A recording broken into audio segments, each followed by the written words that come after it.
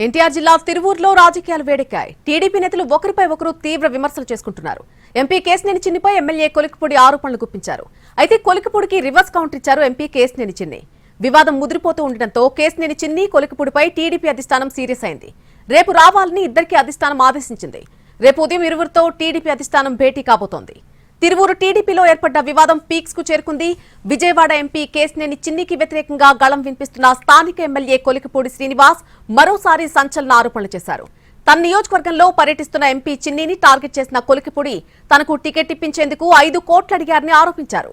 3 దఫాలుగా 60 లక్షల వరకు ట్రాన్స్ఫర్ చేసినట్టుగా చెప్పారు.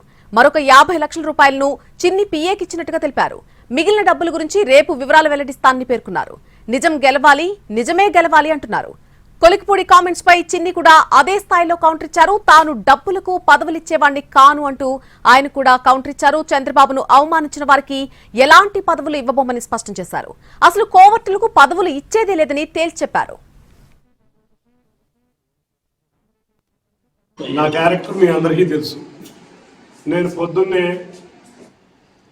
దేవినేని అవినాష్ దగ్గర, మధ్యాహ్నం పేరు నాని దగ్గర, సాయంత్రం కేశినేని నాని దగ్గర, రాత్రికి స్వామిదాస్ దాకా ఉండే క్యారెక్టర్ కాదు. నేను విజయవాడ ఉత్సవం చేశాను అంటే నేను ఎంత భారీ నష్టంతో విజయవాడ ఉత్సవం చేశానో మీ అందరికీ తెలుసు.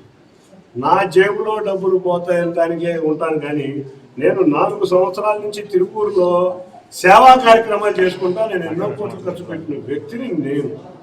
ఆఫ్టర్ ఆల్ ఒక 5 లక్షలు 10 లక్షలకి ఎవరో ఆరోపణలు చేస్తే ప్రజలు నమ్మే పరిస్థితిలో లేరు. పార్టీ నాయకత్వం దృష్టికి వెళ్ళింది. పార్టీ నాయకత్వం చూసుకుంటుంది. గౌరవ ఎమ్మెల్యే గారు, గౌరవ పార్లమెంటు సభ్యుడు లేకపోతే నేను లేను, దేవుడు నాతో అని చెప్పుకున్న వాడు దయ్యం ఎందుకు అవుతున్నాడో వారే తెలియాలి.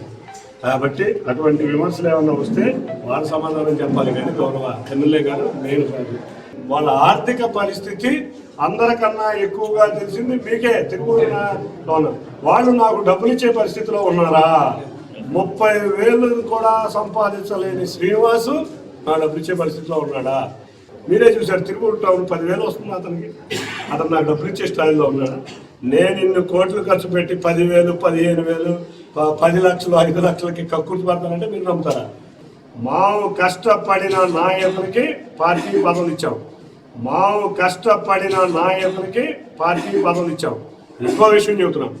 మరి వాళ్ళనైతే డిక్లేర్ చేసింది ఎవరో మరి మీకే తెలియాలి. ప్రెస్ అందరూ ఎదురుగా వచ్చి వీళ్ళు మండలాధ్యక్షులు, వీళ్ళు గ్రామాధ్యక్షులు, వీళ్ళు సహకార సంఘ అధ్యక్షులు అని డిక్లేర్ చేసిన వాళ్ళు ఏమన్నా తీసుకున్నారేమో. కానీ నేనైతే డిక్లేర్ చేయలేదు కదా.